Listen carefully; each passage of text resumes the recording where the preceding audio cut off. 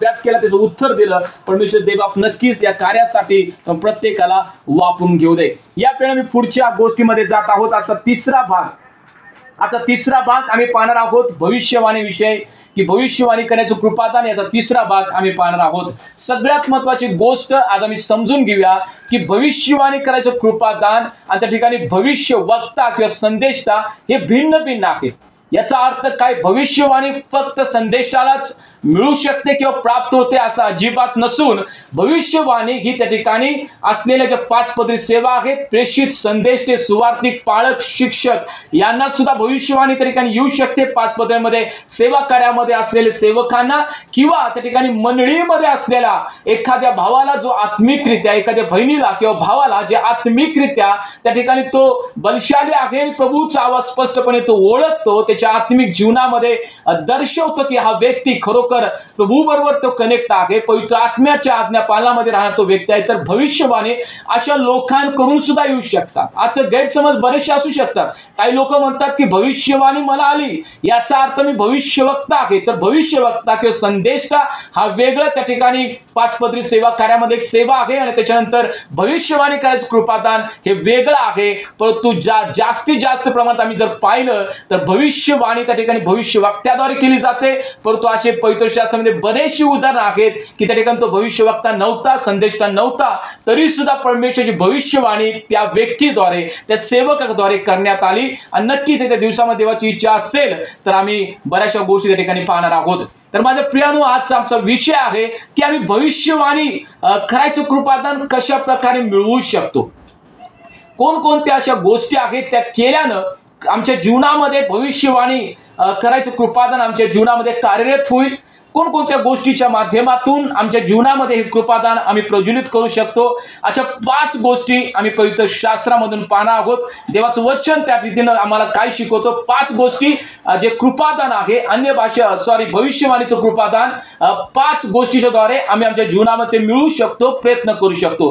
पहिली गोष्ट, ज्या व्यक्तीला त्या ठिकाणी भविष्यवाणी कृपादान मिळवण्यासाठी पाहिजे आहे, त्या व्यक्तीचं जीवन प्रार्थनामय असणं महत्वाचं आहे. पहिली सर्वात महत्वाची गोष्ट, जर एखादा व्यक्ती म्हणतोय की भविष्यवाणी करायचं कृपादान जर माझ्या जीवनामध्ये मला पाहिजे आहे, तर त्या व्यक्तीचे जीवन प्रार्थनामय असणं महत्वाचं आहे. म्हणजे 1 तासाची प्रार्थना, 1.5 तासाची प्रार्थना याच्याविषयी मी तुम्हाला बोलत नाही, परंतु जर त्याची प्रार्थना तो जास्तीत तास प्रभूच्या सानिध्यात बसत आहे, उपास आणि प्रार्थनेच्या द्वारे प्रभूला तो शोधत आहे आणि जास्तीत जास्त प्रभूची इच्छा तो ओळखण्याचा प्रयत्न करत आहे, स्वतःविषयी, परिवाराविषयी, समाजाविषयी, देशाविषयी प्रभूची इच्छा काय आहे समजण्यासाठी जो प्रयत्न करताय, अशा प्रत्येक व्यक्तीला देवबाप भविष्यवाणी प्रकट करू शकतो. जर तो व्यक्तीला भविष्यवाणीचं कृपादान आपल्या जीवनामध्ये हवं आहे, तर त्या ठिकाणी त्यानं प्रार्थनेमध्ये जीवन व्यतीत करणं महत्वाचं आहे. पहिली सर्वात महत्वाची गोष्ट, त्याचं जीवन प्रार्थनामय असणं महत्वाचं आहे. त्याच्यानंतर पवित्र आत्मा, त्याच्यामध्ये पवित्र आत्मा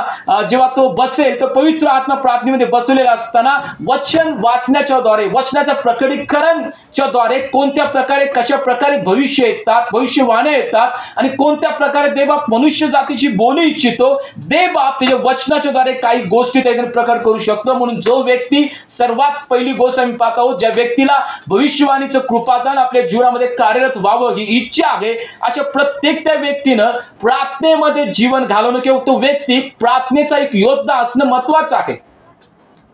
लोक जेव्हा त्याच्याकडे पाहतील तेव्हा त्यांना म्हणतील की हा व्यक्ती प्रार्थनामय जीवन जगतो. मग प्रभूकर तो सांगत जेव्हा बसतो, तर प्रभूचा निरोप त्याच्या वैयक्तिक जीवनासाठी, मंडळीसाठी आणि त्याच्या समाजासाठी त्याच्याकडे प्रभूचं वचन त्या ठिकाणी येऊ शकतं. म्हणून जर देवाचा त्याला एक भविष्यवक्ता बनायचा आहे, तर देवाच्या सांध्यामध्ये वेळ घालवला पाहिजे. ज्या रीतीने आम्ही योहान बाप्तिस्मा करण्याच्या विषयी जर आम्ही अभ्यास केला, तर अरण्यामध्ये तासोन तास, दिवसेंदिवस, आठवडे, महिने तो प्रभूच्या सांध्यात बसून प्रार्थना करणार तो व्यक्ती होता. मोशे असेल, जो 40 दिवस 40 रात्री 2 वेळा प्रभूच्या समोर तो गेला. प्रभूकडून त्यानं भविष्यवाण्या घेतल्या, प्रभूकडून त्यानं निरोप घेतला, प्रभूकडून आलेला त्या ठिकाणी संदेश, जे भविष्यवाणी होती इस्रायल लोकांसाठी आणि पूर्ण जे लोक त्याच्यावरती विश्वास सर्वांसाठी 5 पुस्तकं भविष्यवाणीच्या रूपानं त्या ठिकाणी लिहिलीत. पण सर्वात महत्वाची पहिली गोष्ट, ज्या व्यक्तीला भविष्यवाणी करायचं कृपादान पाहिजे आहे, त्यानं प्रार्थनेमध्ये जीवन जगणं महत्वाचं आहे. दुसरी गोष्ट, ज्या व्यक्तीच्या जीवनामध्ये एक कृपादान असावं असं ज्याला वाटतं, तर त्याने योग्य सेवकाच्या अधीनतेमध्ये असणं किंवा त्यांच्या अंदर असणं महत्वाचं आहे. म्हणजे जो सेवक त्या ठिकाणी अभिषिक्त आहे, जो सेवक त्या ठिकाणी देवाच्या वचनाप्रमाणे जीवन जगतो, तर तो व्यक्ती त्या व्यक्तीला योग्य गायडन्स करू शकतो. कारण ज्यावेळी लोक भविष्यवाणी करायला जातात, गेल्या आठवड्यामध्ये मी पाहिलं की ठिकाणी मनापासून आलेली भविष्यवाणी आहे, खोटी भविष्यवाणी आहे, दुरात्म्यांपासून आलेली ठिकाणी भविष्यवाणी आहे. मग त्यामध्ये लोकांना समजत नाही की यातली दुरात्म्यापासून आलेली भविष्यवाणी कोणती, यातून मनाची आलेली भविष्यवाणी कोणती आणि देवापासून आलेली भविष्यवाणी कोणती, हे ओळखण्यासाठी एक योग्य देवाच्या सेवकाच्या त्या ठिकाणी हाताखाली असणं किंवा मार्गदर्शन करणे असणं महत्वाचं आहे. कारण आम्ही शिकत जातोय, मरेपर्यंत आम्हाला शिकता येतं, मरेपर्यंत आम्ही त्या ठिकाणी गोष्टी शिकू शकतो. माझ्या प्रियानो, म्हणताना दुसरी गोष्ट योग्य सेवकाच्या अधीनतेमध्ये असणं किंवा त्याच्या मार्गदर्शनामध्ये असणं महत्वाचं आहे. वचन त्या ठिकाणी सांगतं, स्तोत्र 141 आणि 5 वचन जर आम्ही वाचलं, स्तोत्र 141 आणि 5 वचनामध्ये जर आम्ही पाहिलं तर ठिकाणी काय लिहिलं जातं, एलिया आणि अलिशा आहेत. एलिया एक देवाचा सेवक होता, अलिशा त्याच्या हाताखाली काम करत होता आणि योग्य भविष्यवाण्या कशा रीतीने केल्या जातात, प्रभूचा निरोप कसा कळवला जातो, प्रभूचा निरोप येतो कसा, हे एलियाला माहित होतं. आणि अलिशानं संपूर्ण जीवन त्या ठिकाणी एलियाला पाहिलं आणि मग तो भविष्यवाणी करायच्या कृपादानामध्ये तो वाढला. स्तोत्र 141 5 वचन काय सांगतंय, नीतिमान मला ताडण करो, तो मला बोल लावो, तरी ती दयाच होईल. तरी ते उत्कृष्ट तेल माझे मस्तक नको म्हणणार नाही. कारण दुर्जनांनी दुष्टाई केली तरी मी प्रार्थना करीत राहील. त्या ठिकाणी दावीद म्हणतात की देवा, नीतिमान मला ताडण करो, तो जे काही मला बोल लावेल ते माझ्या डोक्यावरती एक उत्कृष्ट तेल असेल आणि ते माझं मस्तक त्या ठिकाणी नाही म्हणणार नाही. माझ्या प्रियाने याचा अर्थ असा आहे की त्या ठिकाणी आम्हाला एक राईट करणारा व्यक्ती, बापा ही वाणी तुला प्रभूसून आहे का नाही, ही वाणी तुझ्या मनाची आहे हे सांगण्यासाठी योग्य व्यक्ती असणं महत्वाचं आहे. आज योग्य व्यक्तीच्या अधीनतेमध्ये असणं महत्वाचं आहे. ज्याला प्रभूनं ठेवलेला आहे, प्रभूचा अभिषेक त्याच्या जीवनावरती आहे, योग्य असणं त्या व्यक्तीच्या अधीनतेमध्ये असणं महत्वाचं आहे. पहिली गोष्ट आम्ही पाहिली, भविष्यवाणीचं कृपादान आमच्या जीवनामध्ये पाहिजे आहे तर प्रार्थनामय जीवन जगणे, उपास प्रार्थना करे, तासून तास प्रभूच्या सांध्यात बसणे, याच्याद्वारे भविष्यवाण्या तुम्ही देशासाठी, आपल्या परिवारासाठी, मंडळांसाठी, समाजासाठी तुम्ही आणू शकता. दुसरी गोष्ट, योग्य आम्हाला मार्गदर्शक असणं, योग्य शिक्षक आम्हाला असणं, आम्हाला राईट करणारा, आम्हाला शिकवणारा योग्य व्यक्ती असणं महत्वाचं आहे. जेणेकरून आम्ही शिकत त्या ठिकाणी आमच्या जीवनामध्ये प्रभूची जी भविष्यवाणी कशा प्रकारे येते याविषयी आम्ही आमच्या जीवनामध्ये वाढत जाऊ. तिसरी गोष्ट, आमच्या जीवनामध्ये त्या ठिकाणी भविष्यवाणी कृपादान असणं, याच्याविषयी इच्छा असणे महत्वाचं आहे. आम्हाला भविष्यवाणीचं कृपादान पाहिजे असेल, इच्छा असणं महत्वाचं आहे. काय सांगते वचन, स्तोत्र 38:9 मध्ये काय लिहिलेलं आहे, स्तोत्र संहिता 38:9, स्तोत्र संहिता 38:9, 38:9. हे प्रभू, माझी प्रत्येक इच्छा तुला ठाऊक आहे, माझे कन्ये तुझ्यापासून गुप्त नाही. दावीद म्हणतो, देवा माझी इच्छा तुला ठाऊक आहे. कोणतंही कृपादान, फक्त भविष्यवाणीच्या कृपादानाविषयी मी म्हणत नाही, पण तू कोणतंही कृपादान आम्ही इच्छा बाळगू शकतो. एक आमच्या मनामध्ये इच्छा प्रभूकडे असावी की प्रभू मला हे कृपादान पाहिजे, ते कृपादान पाहिजे, आम्ही मागू शकतो. परंतु कुणी अट्टहास करू नये, कुणी हट्ट करू नये. कारण देवाचं वचन सांगतं की जे कृपादान आहे, जे दान आहे, पवित्र आत्मा त्या ठिकाणी वेगवेगळ्या गोष्टीद्वारे आमच्या जीवनामध्ये तो देतो. त्याची इच्छा आहे त्याला तो देऊ शकतो. देवाचं वचन स्पष्टपणे सांगते की जे दान आहे, जे कृपादान आहे, पवित्र आत्मा त्याच्या इच्छेप्रमाणे प्रत्येकाला तो वाटून देतो, त्याच्या इच्छेप्रमाणे. म्हणून माझ्या प्रियानो की आम्हाला इच्छा असणं महत्वाचं आहे. जर आम्हाला कृपादान पाहिजे आहे तर आमच्या जीवनामध्ये इच्छा असली पाहिजे की देवा माझ्या जीवनामध्ये मला कृपादान मिळावं, यासाठी मी तुझ्याकडे मागत आहे. प्रभू मला तू दे, प्रभू मला त्याची आवश्यकता आहे, मागू शकतो. परंतु कोणी त्याचा हट्ट कोणी की मला दिलंच पाहिजे, मला पाहिजेलच. कारण पवित्र आत्म्याला माहित आहे की कुणाला काय द्यायचं, कोणतं कृपादान द्यावं, हे पवित्र आत्म्याला त्या ठिकाणी योग्य प्रकारे माहित आहे. म्हणून माझ्या प्रियानो, आमच्या जीवनामध्ये तिसरी गोष्ट, जर आम्हाला कृपादान पाहिजे आहे तर आमच्या जीवनामध्ये इच्छा असणं महत्वाचं आहे. जर इच्छा नाही आहे तर कृपादान आमच्या जीवनामध्ये मिळू शकत नाही. आमच्या जीवनामध्ये ती उत्कंठा, ती आमची इच्छा असणं महत्वाचं आहे. चौथी गोष्ट, आमचं जीवन, ज्या व्यक्तीला भविष्यवाणी करायची कृपादानाची आवश्यकता आहे, त्याच्या जीवनामध्ये चौथी गोष्ट महत्वाची आहे की तो त्याचं जीवन लोकांना उत्साहित करणार पाहिजे आहे. त्याचं जीवन लोकांना उत्साहित करणार पाहिजे आहे. जेव्हा लोक त्याला पाहतील त्या जीवनामध्ये तो उत्साह दिसला पाहिजे. उत्साह फक्त स्टेजवरती नव्हे, उत्साह फक्त प्रभुप्रित्यात त्या ठिकाणी मंदिरामध्ये नव्हे, फक्त त्या ठिकाणी आम्ही बोलत असताना एकमेकांमध्ये नव्हे, पण तो जो उत्साह त्याच्या जीवनामध्ये सातत्यानं जिथं कुठं तो असेल, जिथं कुठं तो जाईल, त्याच्या जीवनामध्ये तो उत्साह नेहमी असला पाहिजे. नेहमी त्या जीवनामध्ये तो उत्साह असला पाहिजे. तो जीवन लोकांनी पाहिल्यानंतर उत्तेजित झाले पाहिजे. जे लोक निराशामध्ये असतील, जे लोक गोंधळामध्ये असतील, जे लोक कन्फ्युजन मध्ये असतील, जेव्हा त्या व्यक्तीचं जीवन पाहतील तेव्हा तो उत्साह त्याच्या जीवनामध्ये दिसला पाहिजे की त्या व्यक्तीकडे जाऊया, आम्ही उत्तेजित होणार आहोत. त्या व्यक्तीकडे जाऊया, आम्ही त्या ठिकाणी आमच्या जीवनातील निराशा निघून जाणार आहे. पण तो जो व्यक्ती स्वतः निराशामध्ये आहे, जो व्यक्ती स्वतः डिप्रेशन मध्ये आहे, जो व्यक्ती नेहमी उदासमध्ये आहे, त्याला कुणी उत्तेजित करायची आवश्यकता आहे. तो कधीच प्रभूचं कृपादान त्या जीवनामध्ये मिळू शकत नाही. तो कधीच प्रभू कोणाला कृपादान त्या जीवनामध्ये मिळत नाही. त्याला महत्वाची गोष्ट आम्ही पाहतो, माझ्या प्रियानु वचन सांगतं त्या रीतीनं की त्या व्यक्तीच्या जीवनामध्ये ते इच्छा, ते उत्साह असलं पाहिजे. आम्ही काय त्या ठिकाणी वाचतोय वचन, स्तोत्र 139 5 वचनामध्ये काय लिहिलंय? स्तोत्र 139 आणि 5 वचनामध्ये, तू मागून पुढून मला वेढले आहे, माझ्यावर तो आपला हात ठेवला आहे. या ठिकाणी जर एखादा व्यक्ती असा आपल्या मनामध्ये विचार करतो आणि तो ठरवतो की मी एकटं नाही आहे, मी जिथं कुठं जाईल देवाच्या आत्म्यानं मला मागून पुढून वेढलेलं आहे, मी जिथं कुठं जाईल देवाची उपस्थिती माझ्या संगती मी कॅरी करतोय, मी घेऊन जातोय, असा व्यक्ती नेहमी उत्तेजित असतो. असा व्यक्ती नेहमी इतरांना उत्तेजन देणारा असतो. त्याला नेहमीच त्याचा जाणीव होते की मी आज जरी या पृथ्वीवरती जिवंत आहे, पृथ्वीवरती फिरत आहे, परंतु माझ्यासाठी स्वर्ग खाली उतरलेला आहे, माझ्यासाठी स्वर्गाचं वातावरण त्या ठिकाणी निर्माण झालेलं आहे. मी जेव्हा बोलतो लोक म्हणतात की नाही आम्हाला त्या ठिकाणी स्वर्ग उतरल्यासारखा वाटला नाही, आम्हाला त्या ठिकाणी एक उत्साह आला तुमच्या बोलण्याच्या द्वारे, आमची निराशा निघून गेली व आमच्या जीवनामध्ये तुम्ही बोलण्याच्या द्वारे ख्रिस्ताचा तो स्पर्श झाला, पवित्र आत्म्याचा तो स्पर्श झाला. एखाद्या व्यक्तीच्या जीवनामध्ये तुम्ही बोलण्याच्या द्वारे उत्साह येणं किती महत्वाचं आहे. जर कृपादानाची आम्हाला आवश्यकता आहे तर आमचं जीवन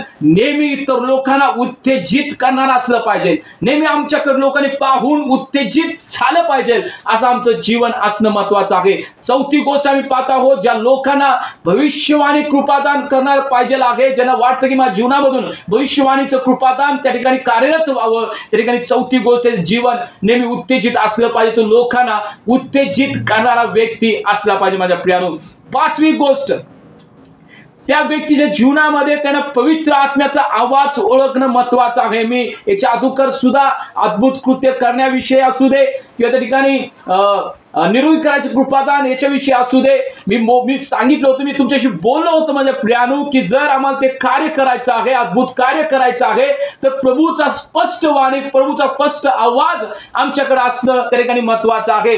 पवित्र आत्म्याचा आवाज त्यानं ओळखणं महत्वाचं आहे. ही पाचवी गोष्ट, ज्याच्या जीवनामध्ये भविष्यवाणीचं कृपादान त्या ठिकाणी आलं पाहिजे. बऱ्याचशा त्या ठिकाणी पाहिलं गेल्या शुक्रवारी बरेचशे त्या ठिकाणी खोट्या भविष्यवाण्या होतात. सिदकिया जो होता,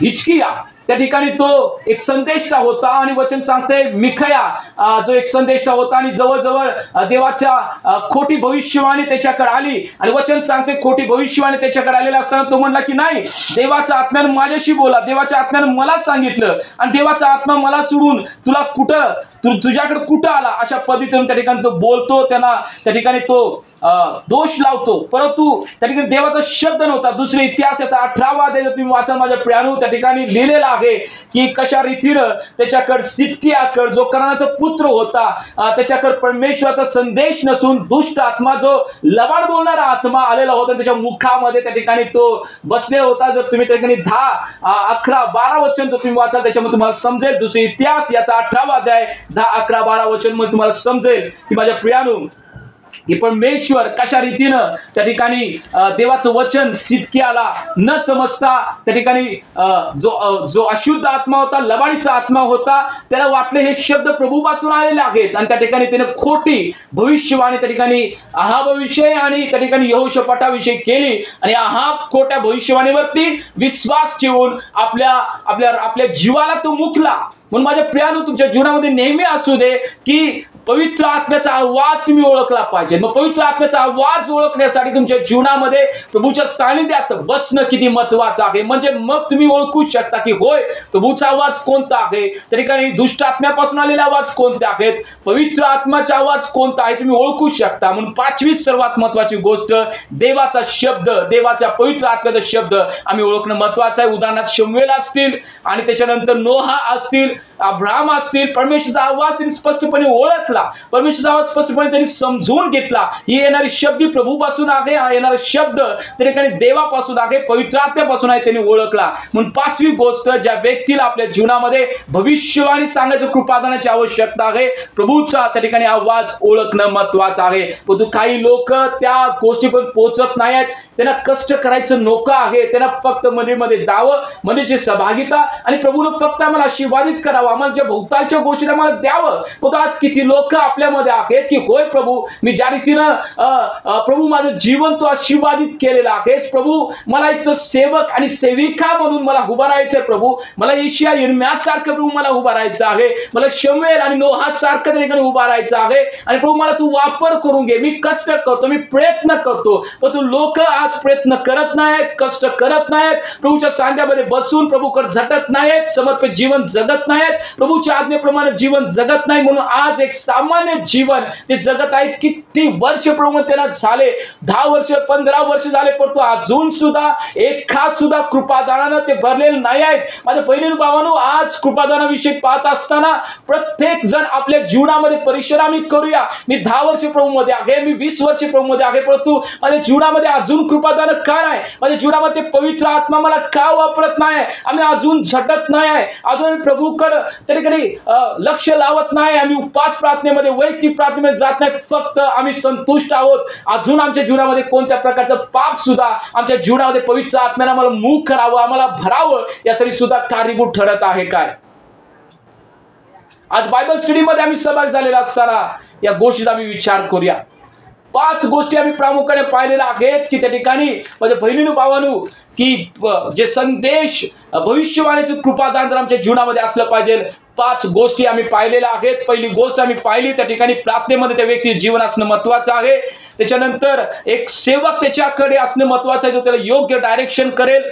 तिसरी गोष्ट आम्ही पाहिली की त्याने त्या ठिकाणी आपल्या जीवनामध्ये इच्छा प्रकट केली पाहिजे की होय मला त्या कृपादानाची आवश्यकता आहे. चौथी गोष्ट त्याचं जीवन नेहमी इतरांना उत्तेजित करणार असलं पाहिजे. आणि 5वी गोष्ट पवित्र आत्म्याचा आवाज त्यानं ओळखणं किती महत्वाचं आहे. हे 5 गोष्टी त्या जीवनामध्ये जर असेल तर नक्कीच सातत्यानं झटण्याद्वारे, सातत्यानं मागण्याद्वारे परमेश्वर नक्कीच हे कृपादान देऊन त्याला आशीर्वाद करू शकतो. आता भविष्यवक्ता कोण आहे?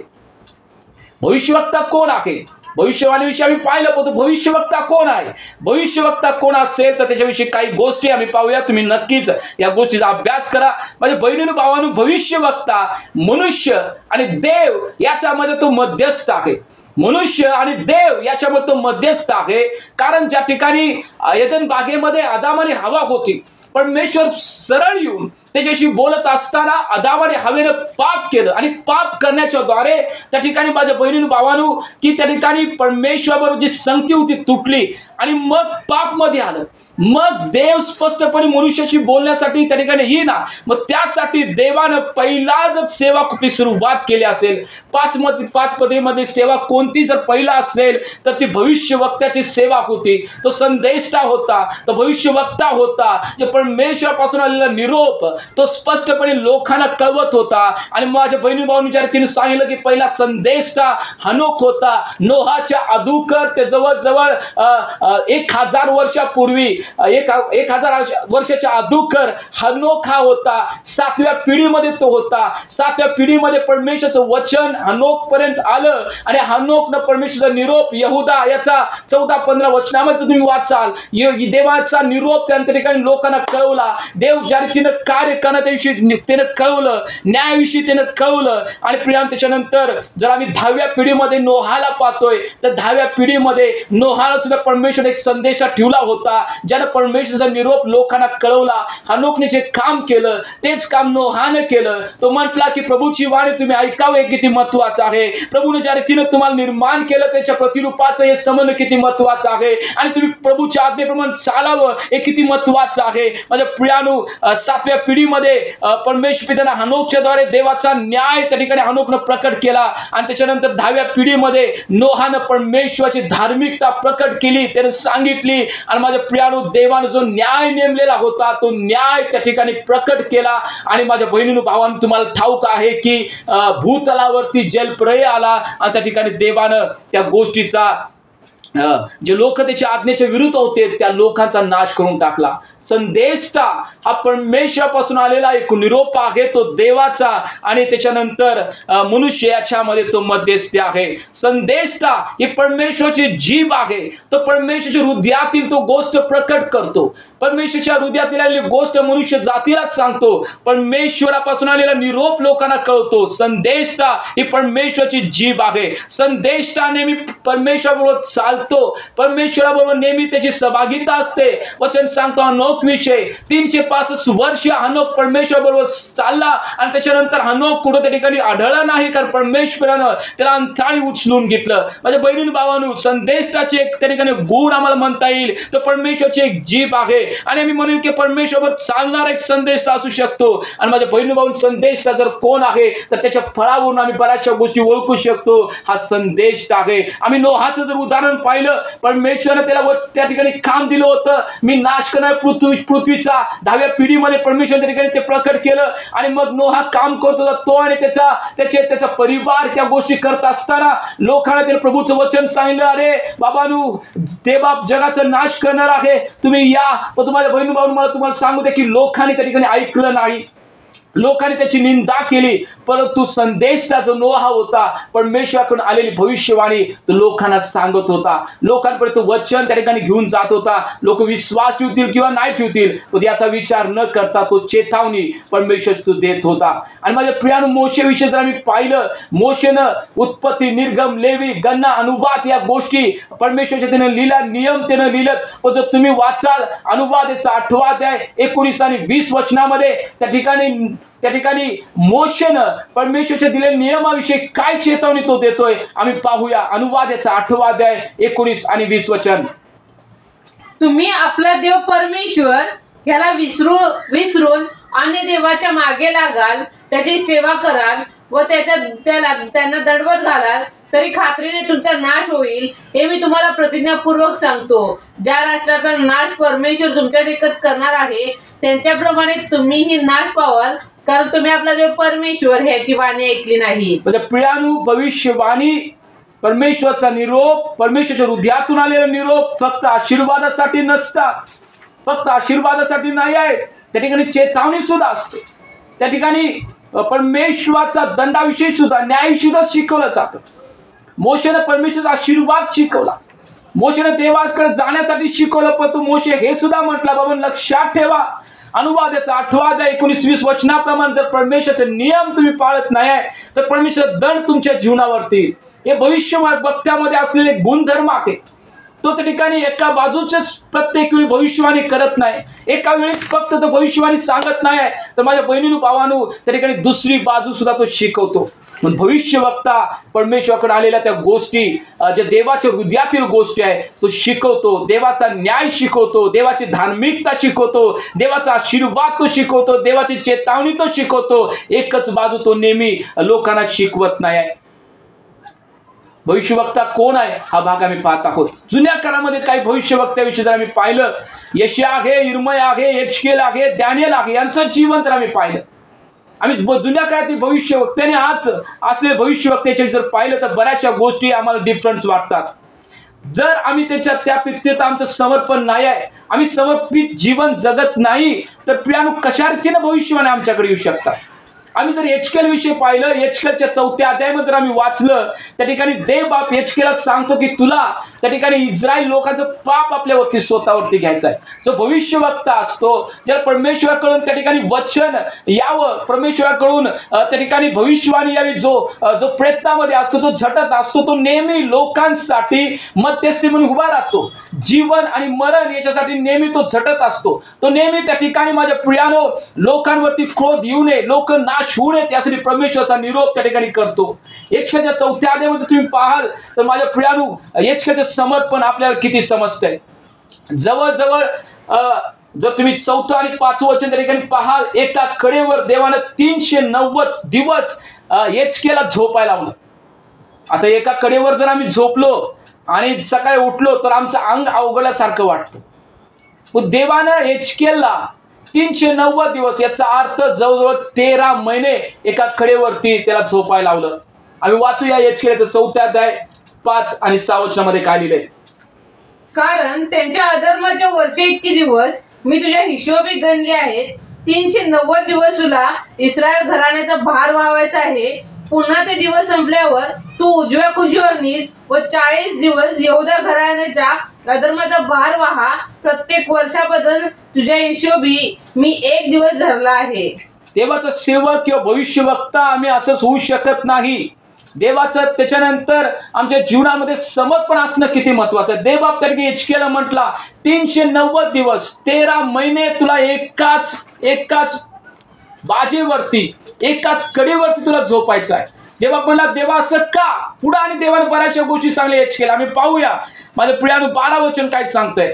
जवाच्या भाकरीप्रमाणे ती भाकर करून खा, ती लोकांसमक्ष मानवी विष्ठेने भाज. एचकेलला देवबाप म्हटला की एचकेल तुला इस्रायल लोकांचं पाप तुला दर्शवायचं आहे, त्यांना दाखवायचं आहे. देवबाप म्हटला की मनुष्याच्या विष्ठेवर भाकरी भाजून खा. कोणी खाल्ली का हो आतापर्यंत? कोण खाऊ शकते का हो? हा भविष्यवक्ता, देवाचा सेवक, देवाचा अभिषेक आहे, खाऊ शकतात का हो? काय पाप त्यानं केले, काय गुन्हा त्यानं केले, परंतु देवबाप इस्रायलच्या पापासाठी याला मध्यस्थी करण्यासाठी शिकवत आहे. एक चेतावणी इस्रायल लोकांना द्यावी यासाठी देवबाप याचा वापर करून घेत आहे. आम्हाला भविष्यवाण्या पाहिजे आहेत, आम्हाला कृपादानं पाहिजे आहेत, परंतु समर्पण आमचं नसेल तर कशा भविष्यवाण्या, कशा कृपादान आमच्याकडे येतील. माझ्या बहिणीनं भावानं, त्या ठिकाणी देवाच्या सेवकांचं जीवन त्या रीतीनं होतं, एचकेलचं जीवन त्या रीतीनं होतं. म्हणून देवाने एचकेलला अद्भुत रीतीनं भविष्यवाणी करण्यासाठी वापरून घेतलं. जर समर्पण नाही आहे, जर त्याग नाही आहे, जर दुःखातून कोणी जात नाही आहे, तर प्रभूचं कृपादान मिळेल, भविष्यवाणी आमच्याकडे येईल, अशा कोणी गैरसमजमध्ये राहू नये. एचकेलला त्या ठिकाणी त्या दुःखातून जायला देवबाप म्हटला त्याला मनुष्याच्या विष्ठेवर भाकरी भाजून खा. काय केलं होतं एचकेल? एचकेल कोणती चूक होती? एचकेलची कोणती चूक नव्हती, तरी एचकेलला देवबाप म्हटला की तुला भाकरी भाजून खायचं. देवा म्हणला, देवा मी काय अशुद्ध केलंय? मी अशुद्ध कधी खाल्लं नाही. देवा म्हणले ठीक आहे, चल जनावरच्या विष्ठेवरती तू भाजून खा. का देवबाप त्या ठिकाणी तसा बोलला? आम्ही वाचूया 14 ते 16 वचन काय लिहिलंय. 4था अध्याय, एचकेल 4था अध्याय 14 ते 16 वचन. तेव्हा मी म्हणालो, आहा प्रभू परमेश्वरा, पहा मी कधी विटाळलो नाही. मी लहानपणापासून आजवर कधी कोणत्याही आपोआप मेलेल्या किंवा पशूंनी फाडून मारलेल्या प्राण्यांचे मांस खाल्ले नाही. अमंगळ मांस माझ्या तोंडास शिवले नाही. मग तुम्हाला म्हणाला, पहा मानवी विष्ठेऐवजी गायीचे शेण वापरण्याची मी तुला परवानगी देतो. त्याच्या गोऱ्याने आपली भाकर भाज. आणखी तो म्हणाला, मानवपुत्र पहा, मी यरूशलेमेत भाकरीचा आधार तोडील, म्हणजे लोक कष्टी होऊन भाकर तोलून खातील व भयभीत होऊन पाणी मापून पितील. वचन सांगते की देवाने सांगितलं की मी इस्रायल लोकांवरती दुष्काळ आणणार आहे. बाबा वचन सांगते लोक त्या ठिकाणी अन्न तोलून मापून खातील, पाणी सुद्धा लोकांना त्या ठिकाणी पिण्यासाठी मिळणार नाही. देवापण आलेली भविष्यवाणी पूर्ण करण्यासाठी माझ्या प्रियानो त्या ठिकाणी वापर केलेला असताना एचकेलचा देवानं त्या परिस्थितीतून त्याला जायला लावलं. देवानं त्या ठिकाणी एक उदाहरण लोकांच्या समोर ठेवलं. आज आम्हाला कृपादानं पाहिजे आहेत, आज आम्हाला त्या ठिकाणी भविष्यवाणी आम्हाला पाहिजे आहे, तो आम्हाला त्रास नको आहे. आम्हाला समर्पण प्रभू समोर करायचं नाही, आम्हाला नीतीनं चालायचं नाही. तर असं होईल काय हो? अजिबात नाही. कोणी त्रासातून न जाता, कोणी समर्पण न करता फक्त देवाची भविष्यवाणी पाहिजे आहे, कृपादान पाहिजे आहे, असं अजिबात कधी होणार नाही. स्पष्टपणे देवाचं वचन सांगतं आम्हाला त्या परिस्थितीतून जायचं आहे. जर ते देवाचे सेवक गेलेत, योहान बाप्तिस्मा करणारा असेल, योहान बाप्तिस्मा करणारा एक याजकाचा मुलगा, त्या ठिकाणी जखऱ्याचा मुलगा, चांगलं जीवन होतं, ऐशाराम जीवन होतं, नाव होतं समाजामध्ये. परंतु प्रभूचं वचन जेव्हा आलं की योहान तुला सोडायचंय बाबा आणि अरण्यामध्ये जायचं आहे, योहानानं आपलं ऐशाराम जीवन सोडलं आणि अरण्यामध्ये तो गेला. जखऱ्याची कदाचित इच्छा असेल की मी त्या ठिकाणी याजक आहे आणि तू याजक व्हा माझ्या नंतर, परंतु जखऱ्याला योहान म्हटलं असेल की नाही, प्रभूची शब्द माझ्याकडे आहे, त्याची वाणी माझ्याकडे आहे, मी संदेष्टा म्हणून जन्माला आलेला आहे आणि प्रभूची भविष्यवाणी मला करायची आहे. उत्तम लाईफ त्याने, उत्तम जीवनमान सोडून त्या ठिकाणी अरण्यामध्ये गेला आणि प्रभून दिलं निरोप. त्या रीतीनं त्यानं इस्रायल लोकांना कळवला. प्रभूचा सेवक आला. त्या रीतीनं आम्ही एखाद्या एक्झामला बसतो, 5 वर्ष स्टडी असेल तर सुरुवातीला 4 वर्ष त्या ठिकाणी रायटिंग असं शिकवलं जातं, परंतु 5व्या वर्षामध्ये प्रॅक्टिकलमध्ये आम्हाला जायला लागतं, आम्हाला प्रॅक्टिकल करायला लागतं. आमच्या सेवा कार्यामध्ये आम्ही जोपर्यंत प्रॅक्टिकल करणार नाही, आम्ही परीक्षेमध्ये कधी उत्तीर्ण होणार नाही. आज लोकांना प्रॅक्टिकल नको असेल, पण तुम्हाला फक्त मी रायटिंग करणार, मी फक्त स्टडी घेणार आणि मी कधी प्रॅक्टिकलमध्ये जाणार नाही. मला तुम्हाला सांगू द्या की देवाचा एक सेवक होण्यासाठी देव कधीच आमचा वापर करू शकत नाही. आम्ही दानिएलचं जीवन पाहूया प्रियानो. दानिएलला मूलबाळ नव्हतं, परंतु दानिएलचं एक समर्पित जीवन, अविश्वासणाऱ्या देशांमध्ये बाबेलमध्येचं जीवन, एक समर्पित जीवन त्याचं होतं. 3 राजाच्या अधीनतेमध्ये तो होता. 3 राजे गेले, परंतु दानिएलचं फळ त्या ठिकाणी कधीच हललं नाही. दानिएलचं आम्ही समर्पण पाहू शकतो. देवाची कृपादान आम्हाला पाहिजे आहे किंवा भविष्यवक्ता जर आम्ही व्हावं ही जर आमची इच्छा आहे किंवा भविष्यवाणी आमच्याकडे असावी, तर या सेवकाचं जीवन तुम्ही पाहिलेलं आहे. मनुष्यासाठी नेहमी तो रदबदली प्रभू करत असतो. ज्या रीतीनं आम्ही अब्रामाविषयी वाचतोय, अब्रामाला सुद्धा त्या ठिकाणी म्हटलेलं आहे की हा एक संदेश आहे, हा एक संदेश आहे. अब्राम उत्पत्ती याचा 20वा अध्याय 7व्या वर्षामध्ये वाचाल तर अब्रामविषयी म्हणले की हा सुद्धा संदेश आहे आणि तो सदोम गोमोरासाठी मध्यस्थी करतोय. प्रभू म्हणते प्रभू नाही, त्याचा नाश होऊ नये प्रभू, अनेक त्याला संधी द्यावीस. एक 10 लोक असतील तर प्रभू, एक 5 लोक असतील तर प्रभू, तो नेहमी मध्यस्थी करत असतोय. देवाचा सेवक संदेशता, ज्याला देवाचा त्याने सेवक म्हणून प्रभूचं राज्य गाजवायचं आहे, तो नेहमी लोकांसाठी रडतोय, नेहमी लोकांसाठी मध्यस्थी करतोय. हे त्याचं जीवन माझ्या प्रियानं असतोय. आम्हाला या गोष्टीतून जायचं नाही, आम्हाला आमचे गुडघे झिजवायचे नाहीत, आम्हाला प्रार्थना करायचं नाही, आम्हाला प्रभूच्या इच्छेप्रमाणे जीवन जगायचं नाही, मग कृपादान पाहिजे आहे. असं कधीच होणार नाही. जर कोणी समर्पण करेल, कोणी प्रभूसाठी झटेल, कोणी प्रभूकडं आपला आवाज उंच करेल, प्रभू नक्कीच कृपादान भरून त्याला वापरून घेईल.